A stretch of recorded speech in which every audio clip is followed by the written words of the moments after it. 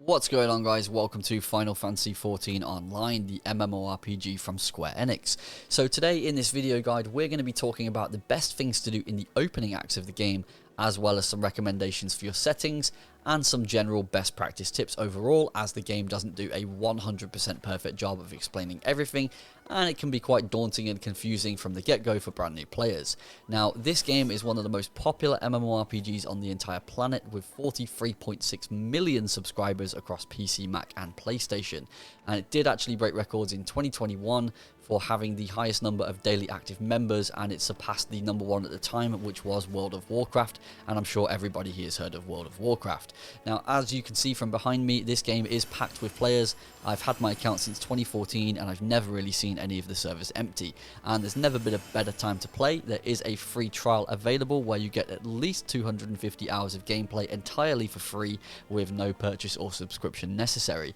Now, you get the entirety of the base game included in that trial, known as Final Fantasy XIV A Realm Reborn, and you also get the entirety of the first award-winning expansion pack known as Heaven's Ward. Now, this trial is capped at level 60, but there is no time limit on the play, so you can just jump into one of your many side jobs like blacksmith or weaver and level those up as well if you want. Anyway, without further ado, let's begin with the video.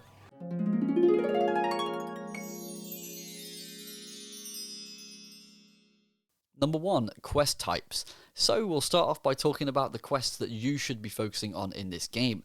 Now, there are over 820 important quests in the game that you'll need to do to unlock new content and so on. Yes, the game is that huge. Now, when I first started Final Fantasy XIV, I thought I was supposed to just go up to any old gold marker to start the quest, and I'd be well on my way to becoming strong, but that's not how this game works. There are in fact 3 types of quest markers that you will see most often that you need to pay attention to. Now, the most important one you should follow is the main story quest icons. These look like a normal quest icon with a fireball around them, and these will reward you with the most amount of XP and guilt compared to any other quest type in the game, and it will also move you on to unlocking new game content in the correct order.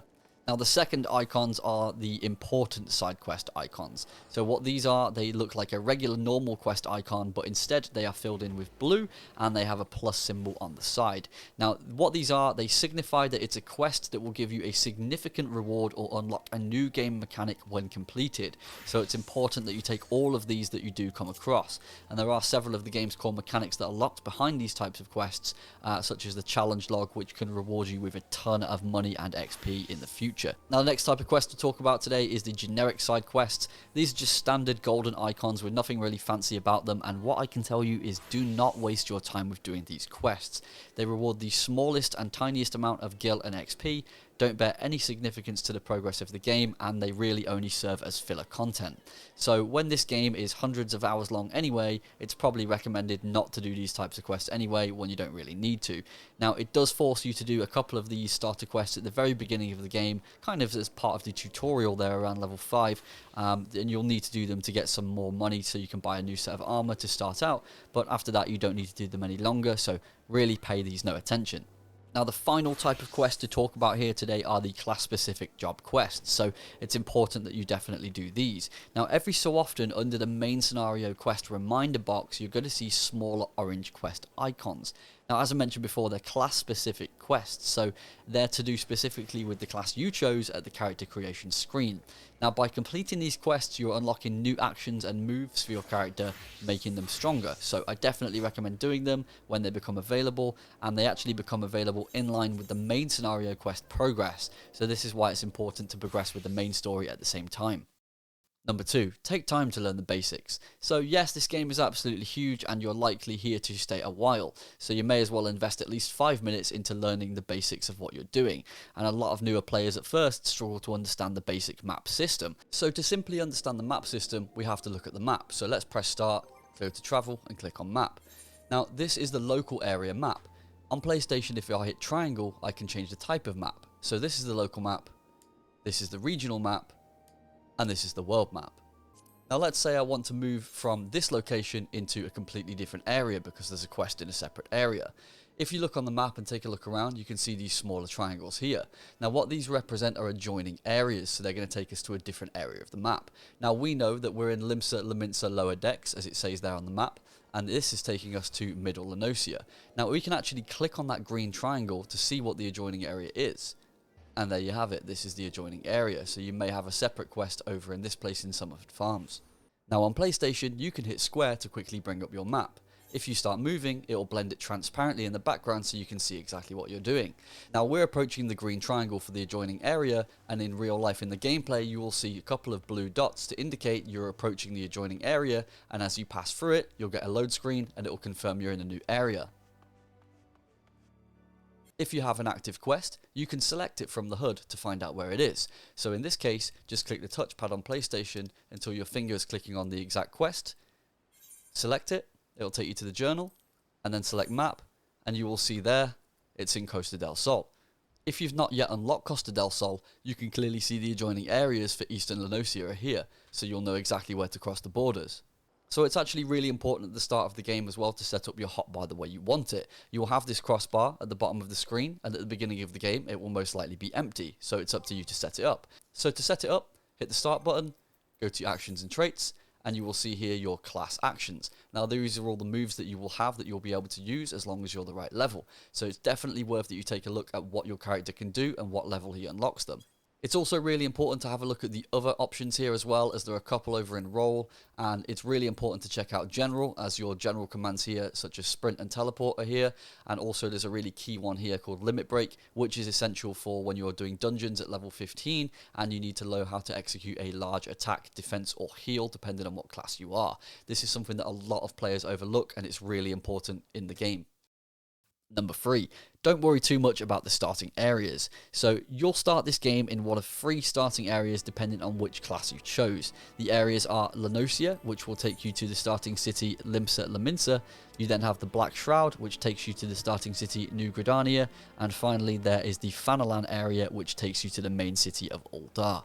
But at level 15, as part of the main story quest, the game takes you on a tour to all of the 3 cities anyway, allows you to tune to the Aetherytes for fast travel for each area. So within the first couple of hours of the game, it no longer matters which area you started in. Number 4, always attune to Aetherytes and shards. Now, I can't tell you how many players visit the new game city areas at level 15 and forget to tune to the Aetherytes. Now, if you do this, you won't be able to fast travel back to that location, and it is a pain in the ass. So make sure you absolutely do attune to every crystal that you see in this game. Now, when that is completed, you want to do a walk around the entire area and attune yourself to the smaller shards that you see, as that will allow internal free fast travel in that area. Number 5, HUD Customization. So the amount of customization you can do on the HUD in this game is crazy. You can pretty much change the layout of everything, change its size, and move anything to the opposite side of the screen. When I first started Final Fantasy XIV, a couple of my things were overlapping each other, and I really wanted to fix it. So you can do that pretty easily. So to do this, we just hit the start button, scroll over to System, and go to HUD Layout. Now we can see here on the drop down for current UI element, we can choose any of the things on the screen. So let's find the duty list. Now we can just move it down and out the way. We can even hide it if we want to. Change the size. And make sure it's in the right place, and just click save when you're done. Now another thing that's really frustrating and doesn't really get explained to anyone in this game is the inventory dot display. Now down in the bottom right corner you can see a whole bunch of dots with no real explanation or meaning as to what they are, but what that actually is a visual representation of your inventory slots. So if we hit start, go to inventory, you can clearly see it accurately reflects my first page of the inventory. All the other pages are blank, so that's why they're just grayed out dots. Again, we don't need this, so to get rid of it, just hit start. Scroll over to System and go into Character Configuration. Go to UI Settings. Move over to the HUD. And uncheck Display Inventory Grid. Make sure you apply that and close it out. Number 6, making weapon and armor gear sets. So another thing I feel the game doesn't really explain very well is your character's gear and how to make gear sets. So you will likely at some point want to take on a different role in the game and have a way to be able to quickly switch between the roles, kind of without having to equip and unequip every single piece of armor and weaponry. So thankfully there is a way to quickly do that. So as you can see here, I am a summoner class. Maybe I want to switch over to another class. All I need to do is go into weapon selection, and select the main hand for the job or class that I want to do. So for example, if I want to be a culinarian, I would click on this weathered skillet here and it would quickly switch over to that class. Now once that is selected, you can see it stripped me of all my summoner clothing and gear and changed my active job. If I want to register the culinarian now as an active gear set, I'll simply need to click on gear set list and move up into the corner onto the plus symbol. Now it will register this as a new gear set. So to save this gear set in the future, if I make any changes, I just need to synchronize the gear set with this button here. So if I add on a piece of clothing and click synchronize, it will now be part of the gear set. Now to change back to summoner, I go back to gear set list and click on summoner, and there you have it. Another cool thing about this menu is the game automatically knows which piece of armor will be best for your character. So if I remove my body piece here and click on recommended gear, the game will automatically figure out the best piece of body armor in my inventory, and I get the choice to equip it for me here. Now once this is done, I just need to resync it to the gear set and I'm good to go. Number 7, item levels. So in this game, when you're looking at a piece of armor, you can see 2 different levels associated with every piece of armor, and it can be a little bit confusing. So as you can see on the far right hand side of the screen here, there is a bunch of abbreviations in green, THM, ACN, blah blah blah, and what they are abbreviations for the type of class that can wear this piece of armor. In this case, it's Thaumaturge, Arcanist, Black Mage, Summoner, Red Mage, and Blue Mage. The level 90 that's written underneath it is just the level requirement you need to be on your character in order to equip that piece. Now the item level is completely different. As you can see in the bottom left corner of the screen here, it says gear average item level 643. Now at some points in this game, the game will lock you out of certain pieces of content and say, well, you need to be an average item level of 650 in order to continue. So what I'll need to do is I'll need to get better pieces of armor in order to increase that level. And it's an average, so it means I'll need to upgrade my entire gear set to up the average. It's nothing too much to worry about in the early stages of the game, but it's important to know for the later stages. Number 8, side jobs. So a question I get asked a lot is, do the side jobs affect your progress in the main game? Well, the short answer to this is no. I myself would recommend that you acquire every side job in the game by completing its relevant blue icon quest and make a preset class for every one so you can revisit them later, but it doesn't actually impact the game whatsoever if you ignore them entirely. I actually completed the full game, got past Endwalker expansion, and then stepped foot into leveling up the side jobs. And actually this made it significantly easier for me to level up those side jobs at that point, because then you will have access to XP boosters, the ability to fly pretty much everywhere in the world, and you'll have access to all the areas of the game, so you'll be able to get different materials that you need for leveling up the quests. Number 9, your class evolves at level 30 into a job. So as you know, at the beginning of the game you choose a class. Well, at level 30 of the game you actually get the option to evolve that class into a more powerful version known as a job. Now for example, if you start as Arcanist class like I did, you can evolve it into the Summoner job at level 30.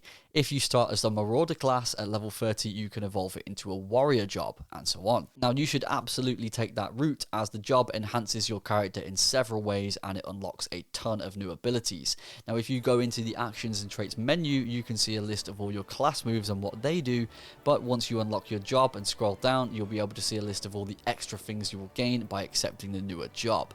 And once you've hit level 30, you will get a class side quest with an orange icon under the main scenario quest as I mentioned before, and when that's completed it will reward you with a soul crystal. Just equip the soul crystal in the equipment screen and it will transform you into the new job. Don't forget to register that in your gear set list when you've done that. Number 10, always check your logs. Now in this game there are 2 particularly important logs that you need to keep an eye on consistently. Now the first is the achievement log. Now what this is, in the game you're going to complete several achievements that give you rewards such as mounts and minions, titles and other gear. Now sometimes when you complete an achievement and you get the notification in the bottom left corner on the text box, sometimes it doesn't always unlock straight away. You actually have to go into the achievement log and hit claim. Now if you go into the achievement log, you can actually filter the achievements to see different ones with mounts, minions, titles and so on, to see if there's something you haven't yet claimed. Every week it's worth checking it out and just to see if you've missed something. Now by completing the achievements you can also achieve achievement tokens and certificates, and you can take these to Jonathus, who is an NPC vendor in Old Gridania, and that's accessible from the start of the game for some players or at level 15 for those that didn't start in the area. Now if you speak to this NPC Jonathan, he's going to have a ton of things to sell you, and he exchanges them for those achievement tokens, and you can actually get some minions and mounts from this too, and they're pretty cool. The other log to pay attention to is the challenge log. Now at level 15 you will get one of those side quests, a blue marker with a plus symbol in, that will unlock the challenge log. Now this is incredibly important as it will reward you with huge amounts of gil XP and gold saucer MGP currency, and this resets once a week. Every Tuesday in Europe it resets, so you can actually keep claiming the free rewards just for playing the game normally. If you complete 5 challenges, the log just gives you 10k of gil, plus the rewards you receive for completing the individual challenges anyway. So for those who want to earn big money in the Gold Saucer Casino later in the game, this challenge log is a huge help as it can also reward MGP. Number 11. Navigating the journal. So if you're like me and you don't want a screen full of text and crammed full of crap, you can hide your active quests. Simply go into the journal and highlight the quest you want to change. In my journal here, you can see the quest is available but has a grayed out checkbox. This means it will display on the HUD, but is not my chosen active quest. I can change it to my active quest on PlayStation by hitting the square button, and as you'll see, it will get a yellow checkbox. This means it's now my active quest. Now I can also hit square again to hide the quest entirely so it doesn't display on the HUD. Number 12.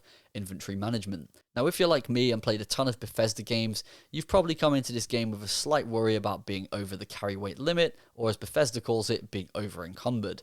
Now this is absolutely not a problem in Final Fantasy XIV, as when you have an item it simply takes up 1 slot in your inventory, and it doesn't bear any of any numbered weight. You can access your inventory anytime in this game from the pause menu anywhere you are, and you can stack up to 99 of that particular item in your inventory in that one single slot, so you can hold an absolute ton of stuff. Even later on at level 15, when you unlock your first mount, the Chocobo, this gives you an additional 70 slots in the Chocobo saddlebag, and the saddlebag is also conveniently available on the pause menu. Number 13. Offline XP gain in Sanctuary. So have you ever seen an orange XP bar inside your normal XP bar and wondered what the hell that was? Well, this is the game trying to reward you with free XP just for playing the game, but it only gives you it if you sign out in certain areas. So remember to always sign out of the game in these areas known as sanctuaries. And what these are, they tend to be areas with an Aetheryte crystal. It will actually let you know in the chat box in the bottom left corner if you've entered or exited a sanctuary. Number 14. Do not buy any armor or weapons from NPC vendors. It's absolutely key to say do not waste your gil in the early stages of the game buying any weapons or armor, except for when you need to at level 5 in the tutorial. Now this game will reward you anyway with a ton of weapons and armor relative to the level of the quest you complete. So if you complete a level 20 quest, you'll be rewarded with a level 20 package that includes a level 20 gear, and this can be weapons and armor. So you don't need to waste any money in buying consistently upgrading your gear. Number 15. Free or discounted fast travel. So you can actually get free fast travel in this game by registering an Aetheryte as a home destination. All you have to do is go up to the Aetheryte, click on set home point, and it'll set that for you. Now to actually return home, you just click start, go to travel, and then return. As you can see, you can only do this once every so often, as there's a cooldown of around 14 to 15 minutes. To get discounted fast travel, just walk up to an Aetheryte, select it, and click select favored destination. Now when you've got a favored destination, what it does is give you 50% off the teleportation cost. Now as you can see here by my selected destinations, I have 1, 2, 3, 4 favored destinations, and these are going to be at 50% fast travel cost.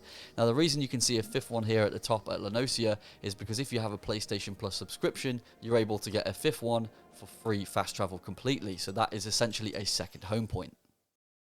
Number 16. Make use of the Marketboard. So if you do have the full version of the game, you will be able to access the Marketboard. Unfortunately, it's not available on the trial. If you have a ton of spare gil available and you consider yourself rich and you want to get a new mount for a cheap cost, look no further. If you do a search for registerable miscellaneous items, you can find a ton of mounts in here. Now it's far easier than buying them here on the Marketboard than acquiring them naturally in the game. For example, the flying chair mount is actually acquired by getting an alchemist class all the way to level 80 and then crafting it. Or you can just buy it here for around 36k on the Marketboard. So it's super useful if you're leveling up your side jobs as well, because you can just buy all your materials here, also quite cheap. That's it for today, guys. Hopefully you enjoyed the hints and tips guide here. Check it out, go into the game, explore. It's a huge world out there. Enjoy Eorzea.